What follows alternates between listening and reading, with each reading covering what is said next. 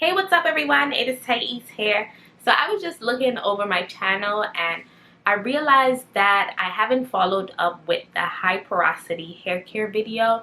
I already did a video on how to take care of your low porosity hair, and I also did a video on how to figure out what porosity you have. Yeah, so today I will be doing a video on how to recognize your high porosity hair as well as how to care for your high porosity hair. So if you don't know, your hair porosity is your hair's ability to absorb and retain moisture. So today we will be focusing on high porosity hair. So high porosity hair is hair that absorbs moisture very easily, but it doesn't retain moisture easy at all. It has a hard time holding on to that moisture. So the porosity of your hair is affected by the outermost layer of your hair, which is the hair cuticle. So when you have high porosity hair, it means that your cuticle either have gaps and chips in there, or it means that your cuticle is raised. So what really makes your hair high porosity can be a number of things. It can be genetics, it can be from the use of heating appliances or using chemicals, colors, bleach. Even the way you manipulate your hair can affect your cuticle. So if you are rough with your hair, or you're using the wrong combs and brushes that are really rough on the hair cuticle, that can chip away at the cuticle as well. So when the cuticle is chipped or when there's gaps in the cuticle, it means that the innermost layers of your hair is exposed. So when it's exposed, you cannot really hold on to that moisture. So the cuticle looks like scales on the outermost layer of the hair. So now I will be going over some of the ways you can tell you have high porosity hair. So the first way is by the appearance of your hair. So high porosity hair usually looks dull. And the reason why it looks dull is that it doesn't reflect light as well as low porosity hair because the cuticles are not laying flat or the cuticles have gaps within it. So high porosity hair absorbs moisture or water very easily. So you will find that when you go to wash your hair becomes wet very fast. Also, if you're doing like chemical services like relaxers or colors, you will find that those services process very faster on your hair. So high porosity hair also is more prone to tangles due to the cuticles being raised. So that's another way of recognizing if your hair is high porosity. So you will find that your hair also dries very fast after you wash it, whether you allow it to air dry or if you are doing curly sets. So now we will be going over how to retain the moisture after we put moisture into our high porosity hair. So with high porosity hair, the main thing is to hold on to the moisture, since the moisture leaves the hair very fast, just as fast as the moisture is synced into the hair is just as fast as it leaves the hair. So I will be sharing some tips on how to allow your hair to hold on to that moisture a little bit longer. So the first tip is to use thicker, heavier products. So when it comes to your moisturizers, your deep conditioners, basically everything you use, you want to make sure that it is on the thicker side.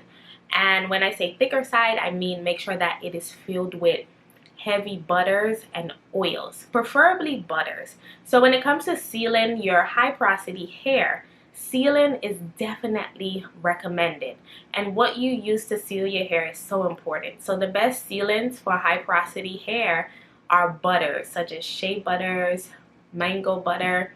Make sure that you are using butters, and if you do use oils, use thicker oils like castor oil, and make sure that you avoid penetrating oils. So you want to stick to sealant oils. So some oils can actually penetrate past the cuticle, so you don't want to focus on those oils. I'm going to leave some of the examples on the screen. You want to focus on sealant oils instead when you go to apply it to your hair. So another tip is to wash your hair with cool water versus hot or extremely warm water. Cool water is definitely better because it allows your hair to hold on to the moisture, since it will most likely constrict and close down the cuticle of the hair. So when it comes to choosing your deep conditioners and your hair treatments, it is best to use products that contains protein, or it's better to increase your protein treatments. So the reason being is that protein actually binds to the outermost layer of the cuticle, and it can actually fill in gaps temporarily. So the more protein you use, the more you fill in those gaps, the more moisture your hair holds onto. So it doesn't allow the moisture to leave the hair as easily. So I remember when I had relaxed hair, my hair was super porous because I was using a relaxer, of course, and I had to do more protein treatments, and my hair loved protein. I mean, almost every product I used had to have protein. That was the only way my hair will feel moisturized after I wash it.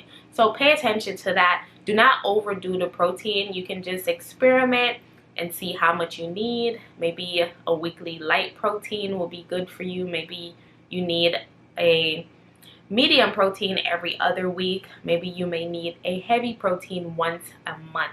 So experimenting is key when it comes to your high porosity hair. So avoid heat styling. Heat styling is not recommended for high porosity hair. You are much more likely to get heat damage when you have high porosity hair compared to low porosity. But if you do use heat, use it on the lowest setting and use a heat protectant. So heat protectant contains silicones, which can actually smooth out the cuticle even more and allow it to lay flat so that the heat doesn't do as much damage. So for cleansing your hair, it is best to use a moisturizing, sulfate-free shampoo. And you may even find that co-washing will be your best friend when you have high porosity hair. So when you use sulfate-free moisturizing shampoos, they do not lift the cuticle as much as clarifying shampoos or stripping shampoos that isn't moisturizing. So that will be the best type of cleansers to use. You can also play around with co-washing, like I mentioned.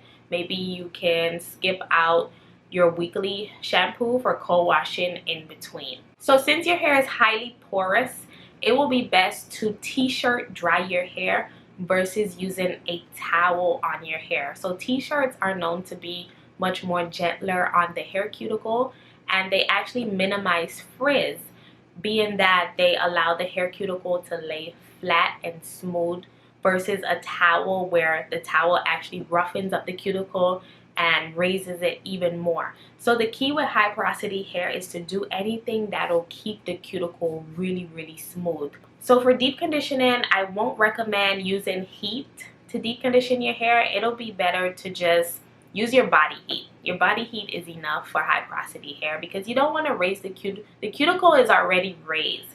So you don't want to raise it so much where you have to put in so much effort to close it or allow it to lay flat again. So using heat is not really necessary when it comes to high porosity hair. So those were all of my tips on how to care for your high porosity hair. I hope that you found this helpful. If you want to watch my video on how to care for low porosity hair, then definitely check it out. And I also have a video on how to test which porosity you actually have. So thank you all so much for watching. Give this video a rating and subscribe for weekly hair care and self-care videos. Bye bye.